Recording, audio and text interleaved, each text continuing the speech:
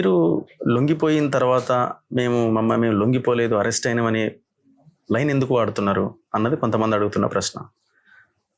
ఇప్పుడు రెండు contradictory Statement. Points కదా, వైరుధ్యపూరితమైనటువంటి. మేము లొంగిపోలేదు, వాళ్ళు లొంగిపోయినని ఉంటుంది. దీన్ని పరిష్కరించేది ప్రజలు కదా. మేమైతే వేరే మా పద్ధతులు మార్చుకొని పార్టీని ఓ మేరకు నిలబెట్టడానికైతే చివరి ప్రయత్నం దాకా మా ప్రయత్నాలు కొనసాగింది. అయితే ఇప్పుడు స్టేట్ చేతిలో పడ్డ తర్వాత అది మా చేతిలో లేనటువంటిది కదా. పోతే జైలుకు పోవాలి, లేదనుకుంటే బయట ఉండాలి. వాళ్ళు చూపించినటువంటి లొంగుబాటు పథకంలో భాగంగా ఉండాలి. అది మేము చెప్పినటువంటిది అంటే వాళ్ళు ఏదైనా పేరు పెట్టుకొని మేమైతే లొంగిపోలేదు అనేటువంటిది స్పష్టం చేయదలుచుకున్నాము. ఇది ప్రజలు నమ్ముతారా నమ్మరా అంటే ప్రజల దగ్గరికి పోతే కదా అర్థమయ్యేది. దానికోసం మీడియాతో కూడా స్పష్టంగానే చెప్తున్నాం. ఇప్పుడు ఆశన్న మల్లోజుల ఇద్దరు, రాజిరెడ్డి ఆర్ తిరుపతి అలియాస్ దేవ్జీ, ఈ ఇద్దరు వీళ్ళ లొంగుబాటు మీది, మీరు లొంగుబాటు కాదు, అరెస్ట్ అని మీరు అంటున్నారు. ఈ రెండింటికి కంపారిజన్ ఏం చెప్తారు? తేడా ఏంటి? వాళ్ళైతే ప్రభుత్వంతో మేలాకతాయి సరెండర్ అయినట్టు. ఇంకా దానికి కట్టుబడి ఉన్నారా మీరు? ఇంకా అదే మాట కట్టుబడి ఉన్నారా? అదే మాట అంటే ఇప్పటి వరకు వాళ్ళను మా పార్టీ అభయ్ పేరుతో స్టేట్మెంట్ కూడా ఇచ్చింది. వాళ్ళను ద్రోహులుగా పేరు పెట్టడం జరిగింది. తర్వాత వాళ్ళు పార్టీ నుంచి ఎక్స్పెల్ చేయడం కూడా జరిగింది. ఇదే లెటర్ మీరు ఇచ్చింది? అది అభయ్ పేరుతో వచ్చిన లేఖ. ఇంకా కూడా ఉన్నాయి, అభయ్ పేరుతో ఉన్నాయి, ఇంకా కూడా ఉన్నాయి. ఇది ఫస్ట్ 16/10/2025 వచ్చినటువంటి లెటర్. ఫస్ట్ మల్లోజుల బయటికి రాగానే వచ్చిన లెటర్ ఇది. అయితే వాళ్ళకు సంబంధించిన కగారు దాడులు తీవ్రతరం కావడంతో స్టేట్ ముందు లొంగిపోవాలనేది ఆలోచించుకున్నారు.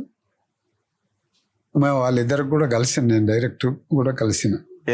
లొంగిపోయే ముందు మీరు ఈ పద్ధతిని అనుసరించడం సరైనది కాదు.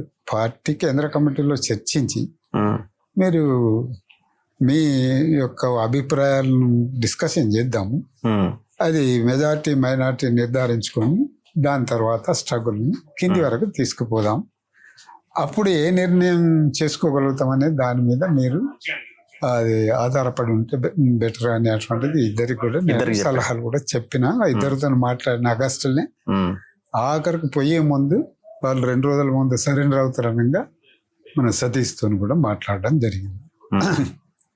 అదే వాళ్ళు ముందే నిర్ణయించుకున్నారు కాబట్టి ఆ మార్గంలో వాళ్ళు ప్రయాణం. నిజంగానే ఈ లెటర్లో అన్నట్టు ఇప్పుడు మీరు అన్నట్టు గవర్నమెంట్తో ముందే వాళ్ళు కలిసిపోయారా?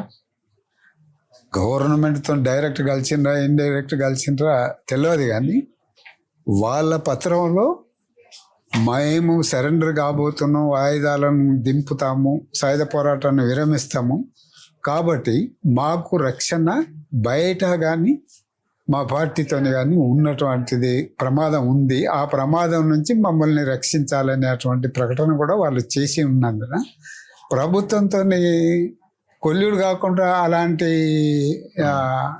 అది రక్షణ కోరడం అనేటువంటిది జరగదు కదా.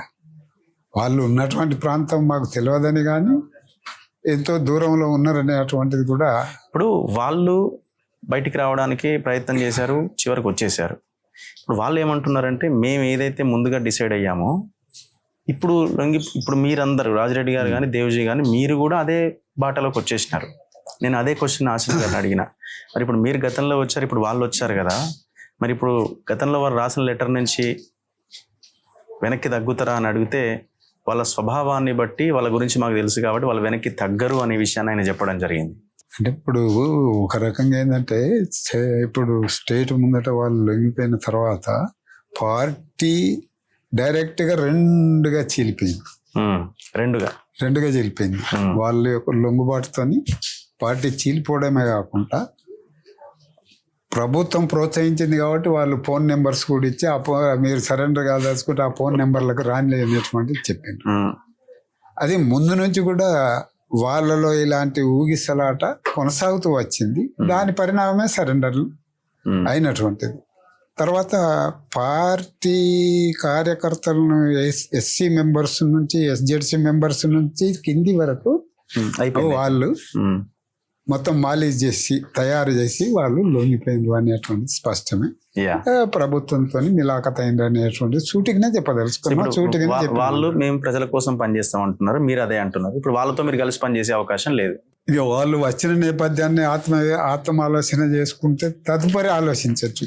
యా ఇప్పుడు వాళ్ళు ప్రజల కోసం, మేము ప్రజల కోసం అంటే పార్టీ మెథడాలజీ డెమోక్రటిక్ సెంట్రలిజం ప్రకారం, కేంద్రీకృత ప్రజాస్వామ్యం ప్రకారం పార్టీలో చర్చించుకోకుండా విడివిడిగా ఒక గ్రూపులుగా ఏర్పడి స్టేట్ ముందు సరెండర్ కావడాన్ని మేము వ్యతిరేకిస్తూ వచ్చినాం. ఇంకో రోజు మనం కలవాలి, ఇది సమయం లేదు, 10 నిమిషాలే ఉంది కాబట్టి చాలా అంశాలు మాట్లాడాల్సి ఉన్నాయి. సరే, సో ఖచ్చితంగా మాట్లాడే ప్రయత్నం చేద్దాం. సో నేను మీ అల్లుడు గారితో ఒక ఇంటర్వ్యూ చేసినాను గతంలో.